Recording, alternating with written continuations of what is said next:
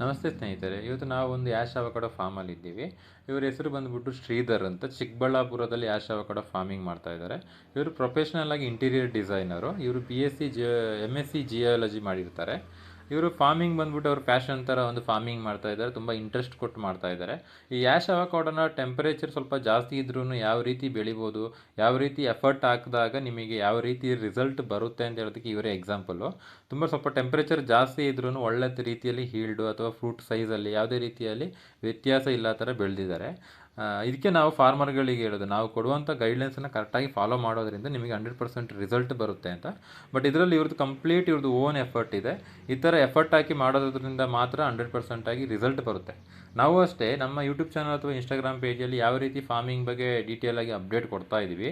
Temperature more than 40 degree ಇರೋತ್ತಿಗೂ ಯಾವ ರೀತಿ ಬೆಳಿಬೇಕು ಅಂತಲೂ ನಾವು ಗೈಡ್ಲೈನ್ಸ್ ಕೊಡ್ತೀವಿ.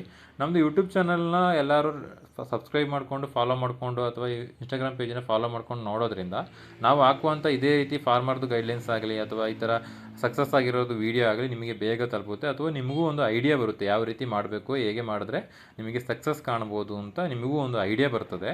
ನಾನು ನೆಕ್ಸ್ಟ್ ಮಾರ್ಕೆಟಿಂಗ್ ಬಗ್ಗೆ ನಾನು ಒಂದು ವೀಡಿಯೋ ಅಪ್ಲೋಡ್ ಮಾಡ್ತಾ ಇದ್ದೀನಿ, ಸದ್ಯದಲ್ಲೇ ಬರುತ್ತೆ. ಹೆಚ್ಚಿನ ಮಾಹಿತಿಗಾಗಿ ಫಾಲೋ ಮಾಡ್ಕೊಳ್ಳಿ. Thank you.